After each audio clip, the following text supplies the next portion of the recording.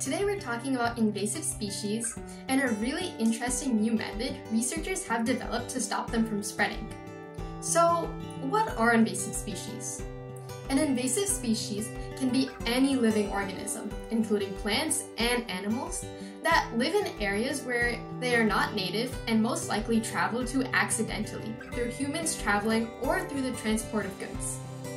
Some invasive species may be helpful, like rice or tomatoes, but many are extremely harmful to the environment because they compete with native plants, causing more extinction and less biodiversity.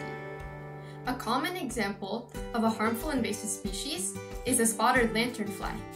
Some commonly found invasive shrub species include privet, multiflora rose, and barberry, and they harm the environment by letting less native tree seedlings like oak trees get the sunlight and nutrients they need to grow.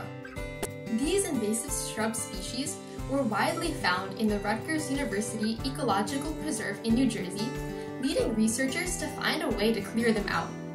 With an amazing team of peers and scientists, I was able to visit the eco-preserve through the Drones for Forest Management Rutgers 4-H Explorer series. Thank you to Dr. Vorady, Dr. Lathrop, Ms. Alesha, and everyone else at 4-H and the Rutgers School of Environmental and Biological Sciences for this awesome opportunity.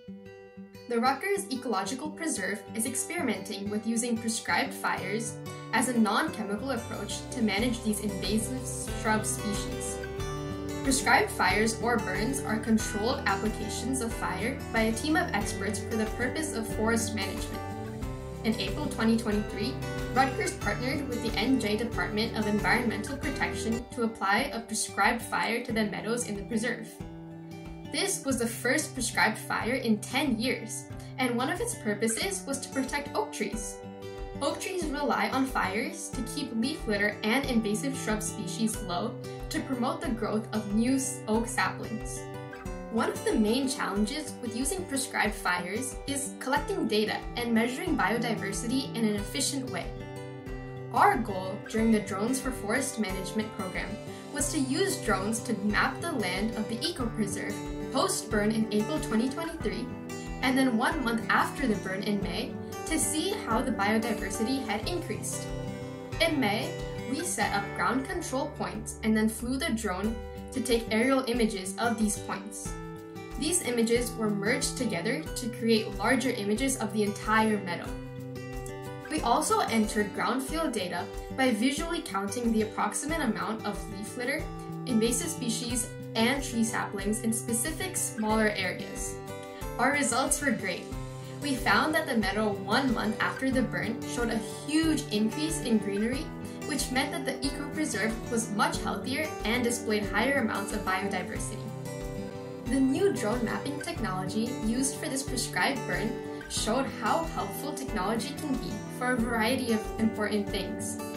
One of the cool projects Dr. Vorady is working on is using drones as lifeguards on beaches to be able to map the ocean and view drowning victims overhead. This method could also provide a way to locate areas where the invasive insect, the spotted lanternfly, would be most likely to thrive. Spotted lanternflies love a specific type of tree called the tree of heaven, and they often lay their eggs there. Using drones to locate the tree of heaven could help to destroy lanternfly eggs long before they hatch. These are just some of the many ways drone mapping technology could help the restoration and management of ecosystems and nature overall. I hope you enjoyed this video. Thanks for watching!